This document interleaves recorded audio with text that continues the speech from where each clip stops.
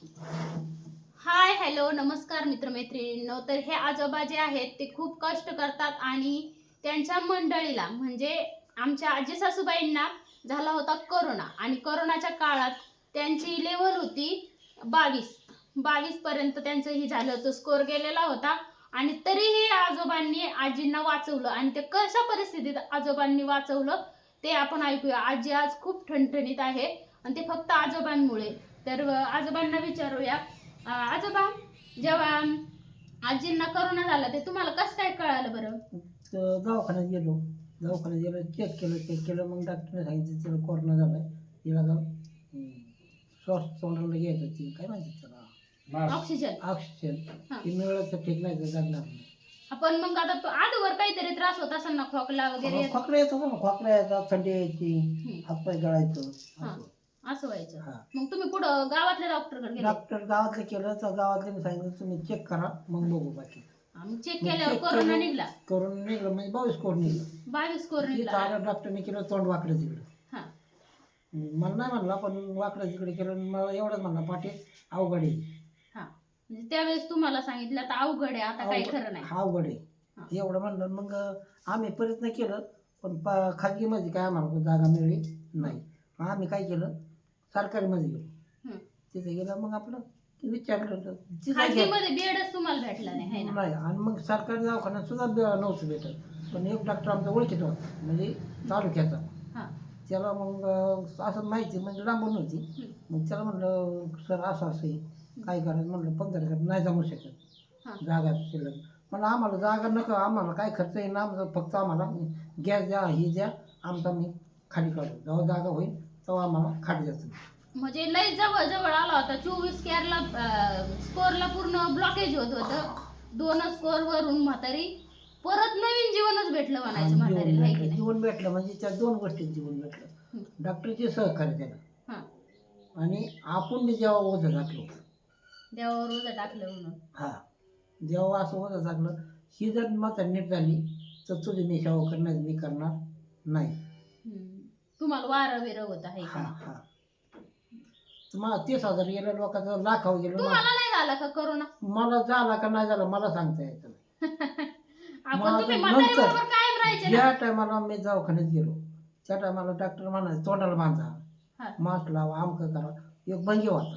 ते भंगी असा होता झापडे खांडीचं 3 पाल टाकायला असं होता. मोठा मेला त्याला उचलणं गरजेचं होतं. मी काय करत तोंडाला बांधित हात मोजे घालीत तसं त्याला उचलला जायचं. 17 दिवसात 30 मुडदं उचललं. 17 दिवसात 30 मुडदं विसरले. हा, उचलू लागलं. म्हणजे कोरोना झालेले मडे तुम्ही उचलून बाहेर नेले? हा, बाहेर नेले. आणि तरी तुम्हाला कोरोना नाही झाला? आणि मग हिला सोडायच्या 2-3 दिवस आधी एक डॉक्टर नव्हते, मेन डॉक्टर होते. ते म्हणले बाबा इकडे. म्हणलं काय तुम्हाला चेक करू म्हणलं. मग त्यांनी खाट तुम्हाला मिळेल त्यापेक्षा आधी तुम्हाला चेक करू म्हणलं. मग आमचा जीव लागला लाख लोक काय व्हायचं लाख लोक म्हणजे आपल्याला झाला काय म्हणजे त्याच्यामुळे मग नेलं. तर आपल्याकडे त्या टायमाला मोबाईल नव्हतं, बारीक मोबाईल होता. मग मी काय केलं तर डॉक्टरने म्हणजे तुझ्याच मोबाईलवर थोडक्यात माझं नाव घेतलं. 4 वाजता मला बोलावलं कॅबिनला. दोन्ही डॉक्टर जुने होते. आणि पंजरकर कोणी त्या याला सांगितलं त्यांची कामावाले असतात ना, मग त्यांना मला सांगितलं. म्हणलं ते पंजरकरला बोलावलं. गेलो हाका मारली. पंजरकर कोण म्हणलं. मग का म्हणलं मी ते तुम्हाला सरांनी आज बोलावलं कॅबिनला. तुम्हाला असं वाटलं असं कोरोनाच झाला आता मला असं आजच्या वेळेस असं हाका मारले त्यांनी कॅबिनला बोलावलं म्हणलं ना, म्हणलं आपला नंबर लागला. मग तिथं गेला. मग त्यांनी बरेच मुलाखत घेतलं. म्हणजे बाबा होय किती आमकं चमकं असं बरंच विचारलं. म्हणजे शिक्षण म्हणलं शिक्षण नाही. आणि मग तुम्ही काय करता म्हणलं मी शेती काम करतो. म्हणजे मग त्याला म्हणलं मग आपण सकाळी तपासायला गेलो तर मग माझा काय रिपोर्ट आला आहे का. म्हणते बाबा तुम्ही काय खाल्लं. म्हणलं हुलग्याच्या भाकरी. आणि मग ते डॉक्टर गबासला मॅडम बोलू लागले. म्हणले बाबा तुमचं शरीर असं कसं, आमच्या लोकांना तुम्ही एवढं सहकार्य केलं. म्हणजे मडे ते आता माणूस वांगाळ होता त्याच्यामुळे तुम्ही मडे उचलू लागले. हा, ती बघायची आणि ती म्हणायची तुम्ही हे काम करू नका. आणि मी सहकार्य केलं की म्हातारी जाऊ नाही तर कुणी जाऊ, पण आपलं सहकार्य होतं त्यांच्या समजा नशिबाने माझी म्हातारी वाचली. आणि तुम्हाला पण आता म्हातारी बेडवर पडलेली राहायची. आता तिचं दुखत होतं आणि म्हणजे आता जवळ जवळ म्हातारी गेले तर जमा गेलं होती. जवळ, हा. तुम्हाला काय वाटायचं बरं? मला काहीच वाटत नव्हतं. तुम्हाला माहिती होतं का म्हातारी जगन? मला 99% असं की मी म्हातारी माझी घरी नेईन एवढी मला खात्री होती. आणि- का होती की मी तुझं पेशंट आहे ना, तू ह्याच्या आत येत नव्हती, गेटच्या आत येत नव्हती, कारण मला कोण नव्हतं. आणि त्या म्हातारीला मी जीव घालायचो, म्हातारीला कोणी असो, पाणी द्यायचो, नाही खाली ना बरंच तोंडात भाकर घालायचो. म्हणजे कोरोनाच्या वाल्या माणसांच्या सेवा केली तिथे दवाखान्यात. भरपूर सेवा केली, भरपूर म्हणजे इतकी सेवा केली की घरच्यावानी सेवा केली. केली ना. हा. शेवटी तुम्हाला कोरोना निघलाच नाही. नाही निघला. आणि मग म्हातारी पूर्ण क्लिअर झाल्यावर कसं वाटलं गड्या? डॉक्टरने सांगितलं आता तुमचं पेशंट घेऊन जा. हा. स्कोर मग ओके डॉक्टरने झाला. सांगितलं आता तुम्ही आता घरी जाऊन त्याला जरा खाऊ पिऊ घाला. तेव्हापासून परत आजारी नाही पडला ना? अजिबात नाही मात्र फक्त आजारी कोणती खाण्यापिण्यात हे झालं नाही, पचन झालं, थोडंफार दुखणं आहे. त्याचं दुखण्याला काय करणार कोणी? तुम्हाला नाही येत का दुखणं? मला नाही येत दुखणं. कधीच नाही. मला 2012 महिन्यात लगीन झालं. हा. 2000 मी 2012 महिन्यात म्हणजे आखीच लगीन 12 झालं. 2000 मध्ये झालं 12 महिन्यात. हा हा हा. म्हणजे तुमच्या पोरीचं लग्न पुढचं त्याचं पुढे आता पण मला गोळी नाही करते दवाखान्यात. 2012 ते 2026. हा. 12, 22 ते 22 आहे ना. हं. आणि आता 26 म्हणल्यावर किती? 16 वर्ष. 16 कसं मग 26 वर्ष 12व्या महिन्यात हा म्हणजे 2000 बरोबर. 2012 महिन्यात 26 वर्ष झाले अजून गोळी खाल्ली नाही. गोळी नाही दवाखाना हे बरं करते. काय खायचे? खरंच काय खायचे तरी काय तुम्ही नेमकं? मी काय खात नाही. मी फक्त सकाळी जरी उठलं ना तोंड धुवायचं, देवाची पूजा करायची आणि गलासभर दूध, हा. तांबर गलासभर दूध आणि 12-1 वाजता जेवण करायचं. हा.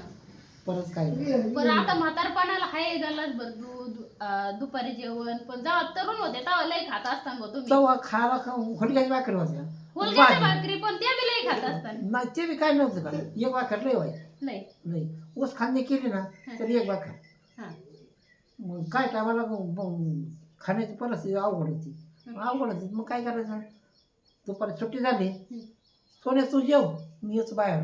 हा. तुमचं जेवण होतं येतं नव्हतं, बिगर आला पाण्याचं काम करू. म्हणजे भाकर नाही त्याच्यामुळे मग यायचं बाहेरचं हा. नाटक करायचं आहे की नाही? असं मग एखाद्या दिवशी तसं करायचं, एखाद्या दिवशी लय बिलो म्हणून जायचं, मोचाला हागाल, मग असं करून त्यांच्या बसत जेवायचं. असली अर्धी परत लय सकाळी एवढी चांगली करायची. हा.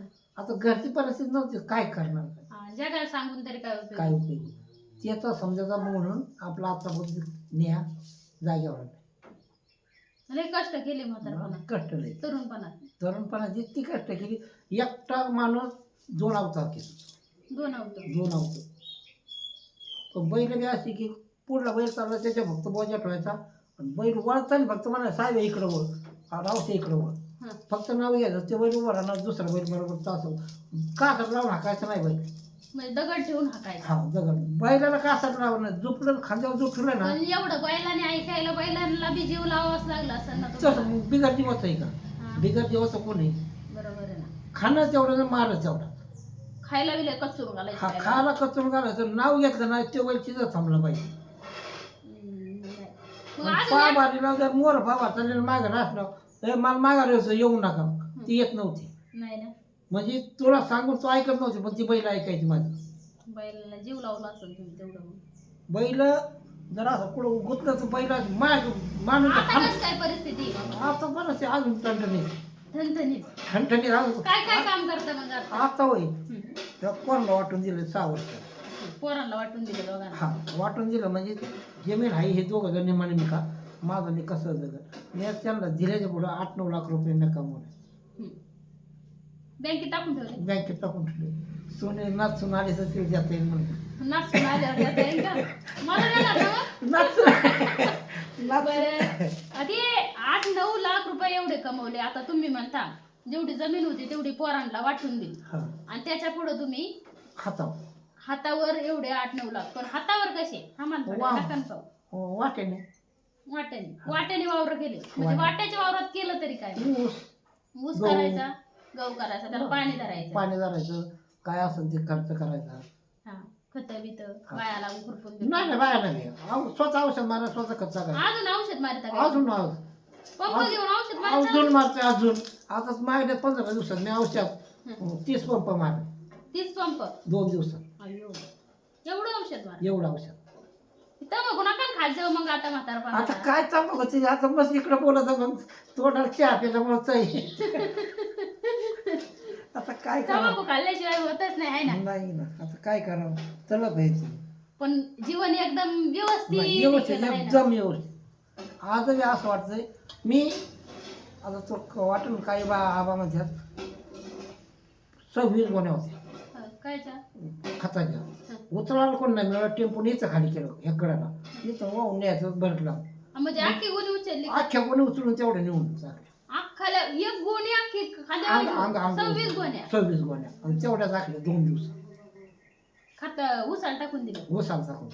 एखादा गडी लावायचा आबा. गडी नाही मिळाला. गडी मिळाला असं तर मग काय ना, पण गडी मिळाला. गडी मिळाला म्हणायचं 90 रुपये गोणी. 90 रुपये. हा मग जवळजवळ ती बरेच पैसे होते. हा, बरं केलं असते. 90 रुपये म्हणल्यावर 900. 10 गोणीचेच 900 झाले. 20 गोण्याचे 1800 आणि ती ही म्हणजे 22 रुपये होत होते. मग एकट्याने 2 दिवसात चालले. आपण आता म्हातारे झाले. असं म्हातारा जीव म्हातारा झाला पण काम म्हातारा नाही ना. डॉक्टरनी चुकीचं नाही विचारलं काय खाल्लं होतं तुम्ही. आता काय त्याला करायचं, खाल्लंय तेवढं खाल्लंय आणि परिस्थिती त्या टायमाला बेकार होती. म्हातारीने काय आयुष्यभर चांगली साथ दिली का? आता होत लय साथ दिली.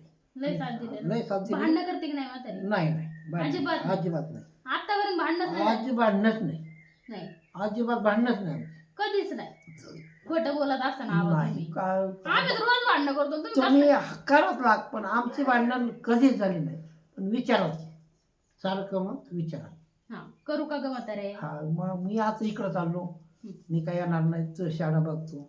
हा आज खायला आणणार नको आणू काही कर. हा, हा. ते शाळाचं काही काय असं मग एवढे पैसे. हा, रोज दिवसभरात काय काय काम करता बरं? दिवसभरात सकाळी उठायचं किती वाजता? 5 वाजता उठायचं. हम्म. उठलं आंघोळ पिंघोळ शाळाचं झाडलं का आपली कडं पाजायची, कडं नकली दिवं काढायचं, बेर नेऊन घालायचं. शेळ्याचे दूध देईल घालतो. खात नाही का? नाही शाळात नाही खात. नाही का? शाळात नाही खात, पण ही जो एवढं न्यायचं. आणि आणि शेळीचं किती निघत दूध डेअरीला जायला? 2 शाळा 4 लिटर दूध निघत. कळलं नाही का आता? आता कडं इकडे 40,000 4 कडं. बोकडे होते का? बोकडं 2-3 बोकडं होती आणि 1 पाट होती. हा हा. आता कडांना लय भाव झालाय. ते इकडे आता म्हणते करडा आणायच्या. हम्म. म्हातारी म्हणते तुमच्या मागे भर नाही, हिंची तुम्हाला काय व्हायचं नाही, तुम्ही तळतळ करू म्हातारी नका. नाही वळीत का आता आणि शेळी? म्हातारी काही वळते आता सोडले असतात मग गडीवर. हा, हा. तास 1.5 तास द्यायचं पुढे नाही सोडलं, संपलं ते. हा. आता उघडलाय ना पाऊस, आता पाला कुठे जर बघायचा आणि जायचं घरी घेऊन. पाला रोज न्यायला आता पाला. रोज एकच दिवस सुटेल. मग काय गड्या. देवाच्या कृपाने वाचले म्हातारा म्हातारी एवढ्या कोरोनाच्या काळात सुद्धा. आणि काय आजबी ह्या वयात मागल्या 2 महिन्यापूर्वी इथून 5 वाजता गाडी जोडली. हा. एक जोडीदार घेतला, गाडी चालवतो नाही बरं, फक्त जोडीदार म्हणून जेवण. माग आणि 2 व्हीलर बी चालवायची ह्या हा, वयात. हा. हा. येथून सकाळी 5 वाजता निघलं तर संध्याकाळी जावं असं काळूबाई करून सारं देव करून मागं आणि काळूबाई आपल्या इथून किती किलोमीटर आहे? जवळजवळ 200 सव्वा 200. 250 किलोमीटर देव करून महाघरी आले. गाडी चालली. 400 किलोमीटर 350 किलोमीटर जाऊन येऊ. काय आबा तुमची श्यामच म्हणावं लागेल. माझे नाही, माझ्या परमेश्वराचे. तुमच्या परमेश्वराचे श्याम. सात्याची म्हणून मी करते, मी नाही केलं. त्याची ताकद आणि माझं कष्ट. तर बघा हे आजोबा एवढ्या वयात देखील इतक्या संकटाशी लढले. बायकोला करोना झाला, तिथं करोनाचे पेशंट म्हणजे डेड बॉडी उचलल्या तरी सुद्धा त्यांना कोरोना सुद्धा झाला नाही, काहीच झालं नाही. त्यांच्या बायकोलाही त्यांनी घरी वाचून व्यवस्थित आणलं. एवढे कष्ट देखील करतात. 8-9 लाख रुपये मुलांना सगळं वाटून दिलं. हातावरती म्हणजे दुसऱ्याची शेती वाट्याने करून 8-9 लाख रुपये बँकेत सुद्धा टाकून ठेवलेले आहे. आणि एवढं सगळं करून फक्त म्हणतात माझं काहीच नाही, हे सगळं देवाचं आहे. खरंच देवाचं असेल किंवा आबा तुमचं वय किती आहे? 70 वर्ष वय आहे. त्यांच्या मुलांपेक्षा तर नक्कीच भारी असतील बाबा. नाही 10 पटीने भारी असतील. लई. आणि खरंच अशा आजोबांसाठी एक लाईक करायचा आणि चॅनलला सबस्क्राईब करायचं व्हिडिओ आवडला तर. ओके बाय, भेटूया पुढील व्हिडिओमध्ये.